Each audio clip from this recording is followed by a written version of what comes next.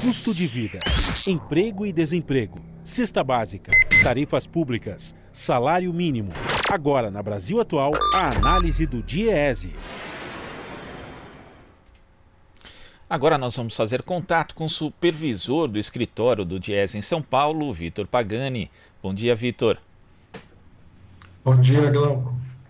Vitor, segundo a Pesquisa Nacional por Amostra de Domicílios Contínua, a Covid, PNAD-Covid, divulgada na sexta-feira pelo IBGE, a taxa de desocupação ficou em 12,3% na semana de 14 a 20 de junho, que é um nível um pouco abaixo dos 12,4% registrados na semana anterior, mas bem acima daquele verificado na primeira semana de maio, que foi 10,5%, a primeira semana de referência dessa pesquisa do IBGE, que é nova, a PNAD-Covid.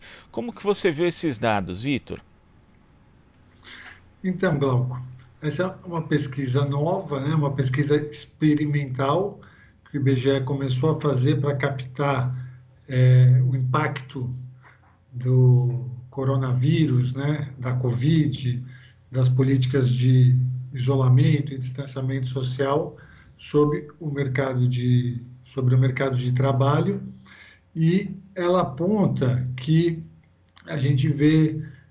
Então, assim, primeiro, ela não pode ser comparada com a PNAD contínua que o IBGE faz regularmente, Mas a gente olha e ela está fazendo o acompanhamento semana a semana, quinzena a quinzena, E o que a gente observa é que a taxa de desocupação em relação a maio aumentou, mas já nessas últimas semanas permaneceu relativamente estável, uma pequena queda, e isso a gente observa já resultado dessa política de reabertura dos mercados, Então a gente vê que a ocupação continua num patamar bastante elevado, o desemprego, continua num patamar bastante elevado, e quando a gente observa também outros indicadores,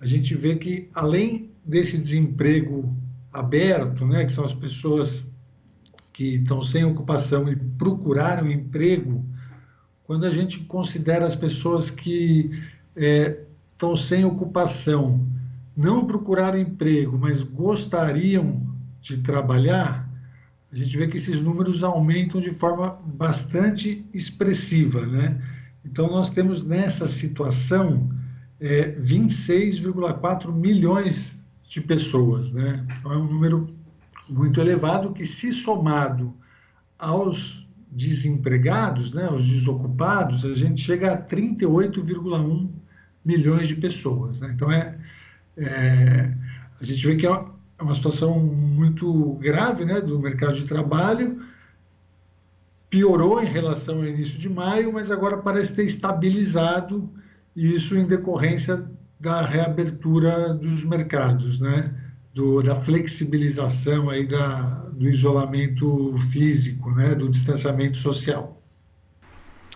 E a gente tem também, falando de outros indicadores, Vitor, os dados do Cadastro Geral de Empregados e Desempregados, o CAGED, e esses dados eles mostram que o fechamento de vagas no mercado formal de trabalho atinge mais justamente a camada que ganha menos, ou seja, quem ganha entre 1 e 2 salários mínimos. 75,5% do total de vagas fechadas no ano estão nesse patamar de renda. Quer dizer, a gente tem uma crise desencadeada pela pandemia do coronavírus, que atinge justamente os mais pobres, e as medidas tomadas pelo governo não são suficientes ainda para dar segurança econômica para essas pessoas, Vitor. Exato. A gente observa que, com o início da crise do coronavírus, os primeiros a serem atingidos, e os que foram mais atingidos, são aqueles que têm uma inserção mais vulnerável no mercado de trabalho.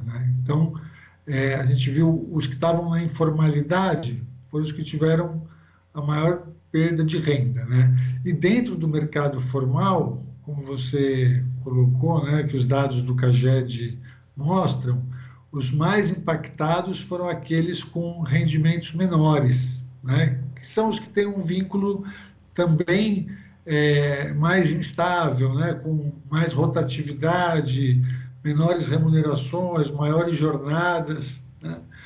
E com certeza, se a gente fizer um recorte etário, a gente vai ver que os jovens foram também os mais afetados aí por esta crise, né?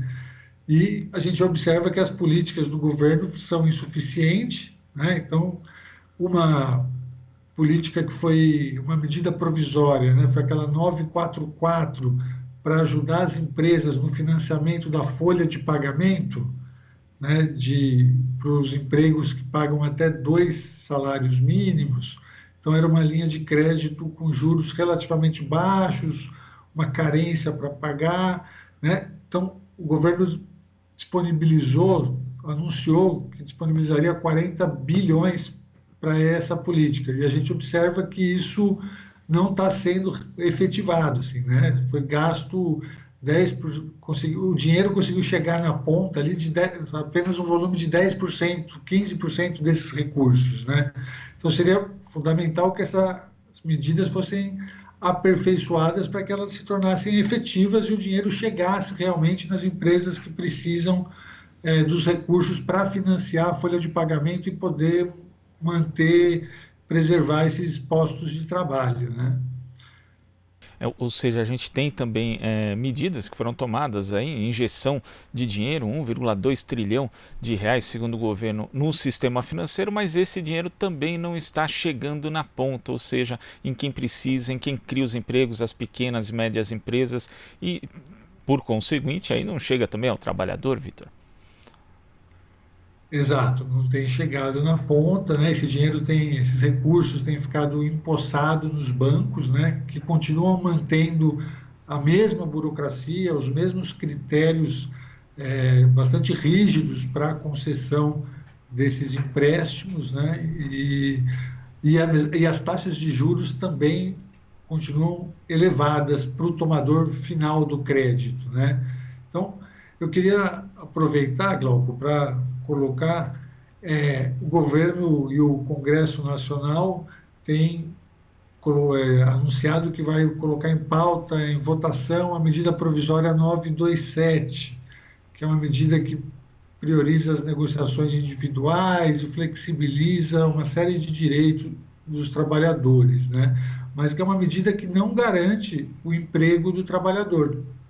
Então, seria muito mais importante que se colocasse primeiro em votação para que fosse aperfeiçoada a medida provisória 944, que trata justamente do financiamento da folha de pagamento, para que as empresas, porque a crise a duração está sendo maior do que inicialmente foi previsto, então para que as empresas tenham condições de financiar a folha de pagamento e dessa forma manter o emprego, né, até a gente superar essa fase mais crítica da crise do coronavírus.